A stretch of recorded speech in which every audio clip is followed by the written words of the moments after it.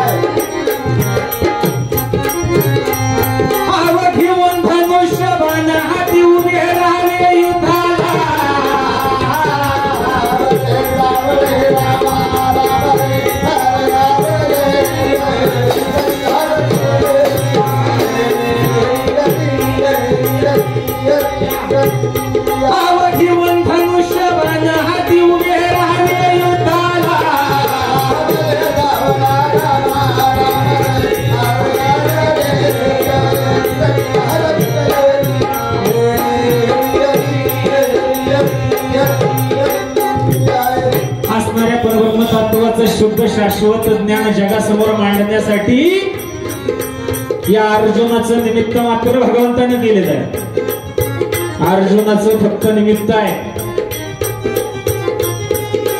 कारण हे स्वयंभू ज्ञान जे होतं हे जगासमोर उघड करण्यासाठी सर्वात प्रथम भगवंतानं सांगितलं सूर्याला फक्त 7 श्लोकांमध्ये. फक्त 7 श्लोकांमध्ये असणाऱ्या भगवंतानं ज्ञान सूर्याला सांगितलं, पण सर्वसामान्य जनतेपर्यंत ते पोहोचलं नाही. ते पोहोचता असणारं द्वापार युग आलं ना अर्जुनाला भगवंताला रणांगणावर गीता सांगावी लागली, ती 700 श्लोकाची. आणि म्हणून कवी या असणाऱ्या साखीमध्ये वर्णन करतात की या कृष्णानं भगवंतानं अर्जुनाला बोध केलेला आहे की असणाऱ्या या रणांगणावर उभं राहिल्यानंतर तुला युद्ध केल्याशिवाय मोक्ष नाही. पुढे जात असताना नेमका प्रकार कशा पद्धतीचा घडला लक्षपूर्वक आहे का?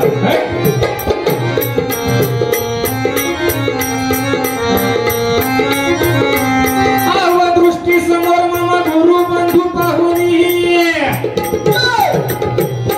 आग मोह फासा जडला,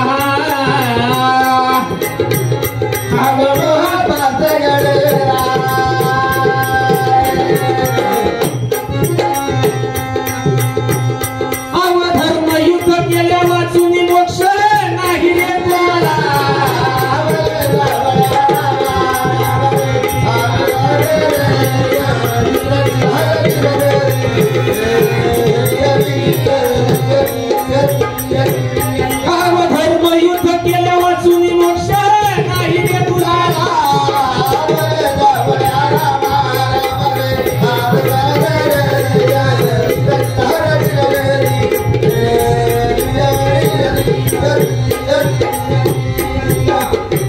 भगवान परमात्मा अर्जुनाला गीतेमध्ये सांगतात ममय अंश जीवलोके जीव होते सनातन.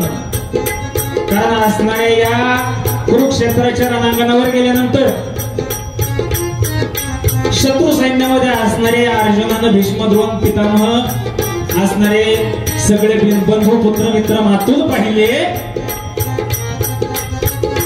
आणि असणारे या अर्जुनाला क्षणामध्ये मोहाने कवटाळी मारलेली आहे. डोळ्यातून नेत्रातून असणाऱ्या अर्जुनाच्या धारा वाहू लागलेल्या आहेत. आणि अर्जुन भगवंताला विनंती करतोय, अरे देवा हे सगळे माझेच बंधू पुत्र मित्र गणपुत्र सगळे माझ्या समोर माझ्या समोर युद्धाला उभे आहेत आणि यांना मारून नेमकं काय हेतू साध्य करू.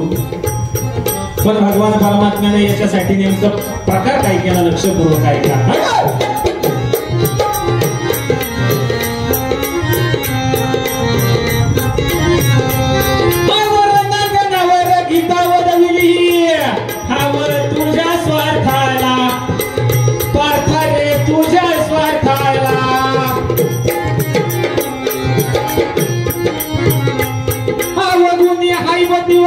अर्जुनाचा भ्रम सारा गेला.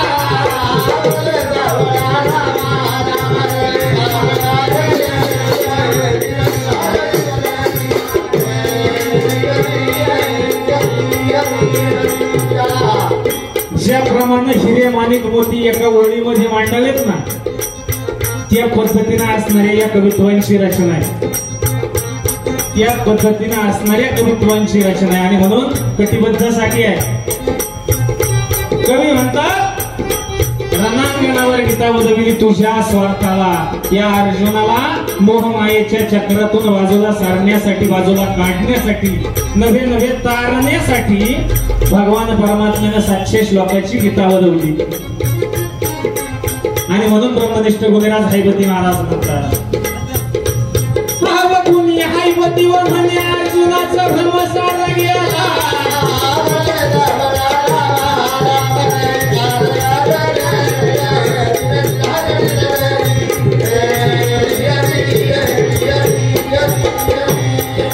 कृष्ण सखा गिरीधारी बोध करी भक्त अर्जुनाला गे, भक्त अर्जुन